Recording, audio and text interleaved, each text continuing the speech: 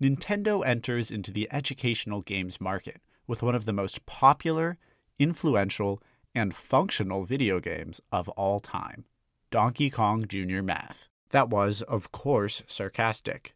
Nintendo's attempt at an educational game did extraordinarily poorly, both critically and commercially. To many, it holds the highly competitive title of Worst Black Box Game, or even Worst Donkey Kong Game of all time. Nonetheless, taking a close look at Donkey Kong Jr. Math can help our understanding of Nintendo's rationale when choosing games to port over to the NES in America. Donkey Kong Jr. Math certainly wasn't the first educational game published, but few preceded it. 1964's The Sumerian Game, which was developed with the education of elementary school students in mind, was the first video game to be categorized as edutainment. It isn't as much video game as it is multimedia experience, but it did use a computer terminal as a major part of its design. Unfortunately, it was never widely experienced due to the immense cost of computers at the time. The first somewhat successful educational title was The Oregon Trail, released in 1971. It didn't necessarily set out to teach history, but rather intended to give students important computer skills necessary for a changing era. It was successful in the school district it was developed for, but once again, due to the expensive nature of consumer electronics, it wouldn't see widespread success until later in its life. Fast forward to the early 80s. We've discussed the boom of games and consoles from this era and its many consequences, but, to recap, this was a time when the technology for developing games on both home console systems and personal computers was cheaper than ever. The video game industry was worth over $3 billion, but it wouldn't last. The market imploded in 1983, tanking the value of the industry and forcing companies that did survive to reassess their strategies. One of the reasons for the market's collapse was the stigma that had been placed on video games in Reagan's conservative America. Moral panic was rife. Video games were getting a bad rap for their, quote, violent nature, even with these graphics. The target market for video games was largely kids, but parents were the ones actually buying the product, so appealing to them was necessary. Enter the renaissance of edutainment. Educational video games, specifically for home computers, which were seeing much more success than their console counterparts, seemed to be an excellent solution to the crisis. Several companies were founded on the principle of making educational games, such as Davidson and Associates and Broderbund, the developers of Math Blaster and Where in the World is Carmen Sandiego, respectively. The Oregon Trail became massively successful, as the cheaper cost of home computers meant schools could afford computer labs. Many of them ended up using the Oregon Trail as an intro to computer learning, and it would remain permanently ingrained in the memories of millions of 80s and 90s kids. While educational games were often chocolate-covered broccoli, so to speak, they did do a good job at quelling parents' fears of their kids turning into serial killers because they played too much Pac-Man. If Nintendo wanted to succeed in America, they needed to remain as parent-friendly as possible. Luckily for them, they had already developed two educational titles for the Famicom in Japan, Donkey Kong Jr. Math and Popeye no Ego Asobi, or Popeye's English Game. Both reused assets from their home-ported arcade titles, Donkey Kong Jr. and Popeye, but functioned as a bare-bones way to pad out the Famicom's library in its early days. It was clear which of these two games would be chosen to come to the States. Hint, it's not the game about English learning. Nintendo's initial 1985 test market launch was a solid success, but there were still gaps to be filled in their content library. They had planned for an education series since '85, but according to several newspapers from the time, ended up releasing it around June of 1986. Donkey Kong Jr. Math is yet another example of Nintendo not knowing when their own games came out. The company had it originally categorized as a 1985 release. However, the first known printing of the game is a gloss sticker seal, denoting a 1986 release. Check the section on print importance for a recap on print identification. This is also corroborated by every electronics journal I could find.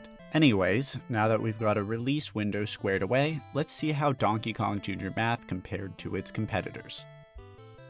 DK Jr. Math has three game modes: Calculate A, Calculate B, and Operations Exercise.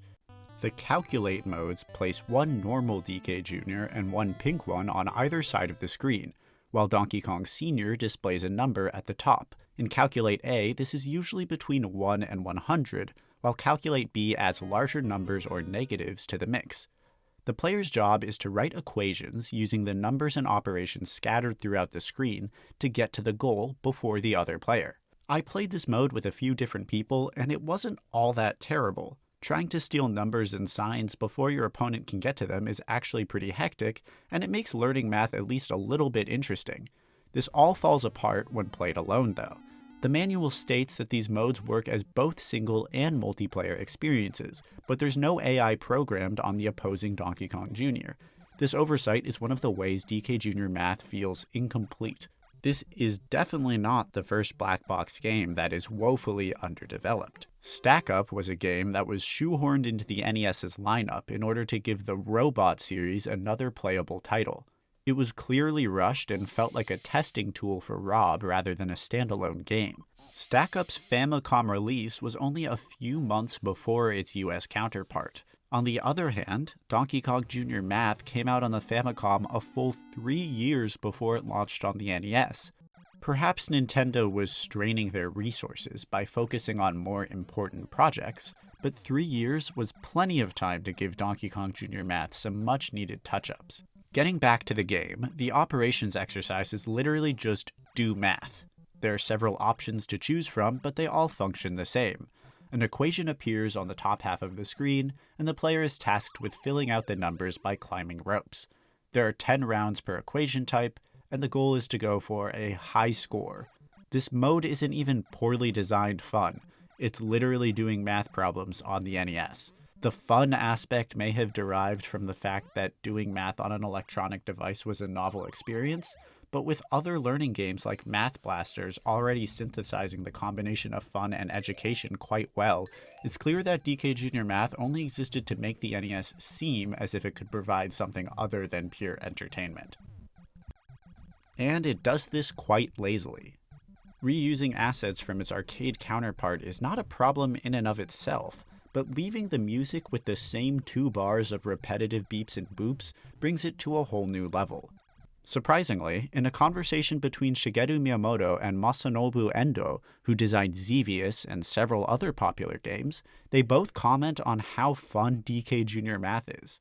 Miyamoto even remarked how popular it was with employees at Nintendo. I guess this makes sense. I doubt Miyamoto would have put out a game if he didn't find it fun, considering that making video games fun is kind of his whole mantra. But it doesn't seem like the fun translated to the masses. In the 1980s, there were very few publications dedicated to video games, especially in a market that had proven to be so tumultuous. However, looking at the earliest reviews I could find, the game had been continuously bashed, with such stunning compliments as Donkey Kong Jr. Math offers less instructional value than a $1 pack of flashcards, and roughly the same amount of entertainment. It's evident that parents caught on to this pretty quickly. While Nintendo has never released sales data for most of their black box titles, there are only 5 identified prints of DK Jr. Math. This means it had the smallest print runs of the entire set, tied only with worse sellers Stack Up and Gumshoe. You know what else a small print run means? A very high price on the secondary market. DK Jr. Math is by far the most expensive game in the entire black box set, reaching prices of over $5,000 in recent sold listings. This game is typically the set killer when it comes to those trying to obtain all the black box games, complete in box at least. Of course, it's silly that one of the worst games Nintendo ever made is so valuable, but quality certainly doesn't always equal cost, at least for collectors, myself included. Nintendo did actually have plans for a sequel to Donkey Kong Jr. Math, Donkey Kong no Ongaku Asobi, or DK Jr.'s Fun with Music. It seems to have featured Donkey Kong Jr., Donkey Kong Sr., Pauline, and Mario all jamming out together. Other than a few screenshots and a very brief magazine article, nothing is really known about the game. But there was confirmation from a Hudson Soft employee that it was well into development before it got cancelled. For better or worse though, Nintendo wouldn't attempt another educational game for quite a while. But perhaps this was for the best. Their next edutainment title, Mario Paint for the Super Nintendo, rectified the many issues of Donkey Kong Jr. Math. Mario Paint sought to give kids a digital interface for creative freedom. It had programs on music composition, mouse control, animation, digital art, and more, and had a real lasting impact. The main difference between it and its educational predecessor was that, unlike Donkey Kong Jr. Math, that developmentally seemed to start with the intention to educate, Mario Paint feels like it began with an interesting premise, adding the educational aspect after the thought. This isn't to say that all of Nintendo's attempts at edutainment were successful. Published by Nintendo but not developed in-house, Mario's Time Machine and Mario is Missing were two educational games that had cross-platform releases on the NES, Super Nintendo, and PC. These games followed in the footsteps of DK Jr. Math in that Nintendo truly believed that injecting their titular character into a boring concept would somehow make it fun. They were met with middling reviews, but never took off like Mario Paint. In 2005, Nintendo introduced a new line of games that sought to appeal to a broader audience, entitled Touch Generations. Challenging enough for even the most experienced player. Whether it's taking your Nintendo for a short walk, playing Tetris in a whole new way, or flexing your brain with Big Brain Academy. Included in this series was Brain Age and Big Brain Academy, two educational games that were incredibly successful and have spawned many sequels. Unlike Wii Sports, which seemed to be a modern adaptation of the black box sports games, it's improbable that Donkey Kong Jr. Math had a direct influence on the decision to add edutainment games into the series of Touch Generation. But it does look like Nintendo decided to reuse parts of their initial framework, doing their best to introduce new people to video games through the power of education. So while Donkey Kong Jr. Math certainly didn't break new ground, it could have been Nintendo's first attempt at advertising to a market that typically wasn't capitalized on. And that's the story of Donkey Kong Jr. Math. Truth be told, this entire essay has been made so I can write off my purchase of the game as a business expense. And as one final fun fact, this was actually the only video game that my mother has ever beaten me at. I am notoriously bad at math, but she still deserves a congratulations.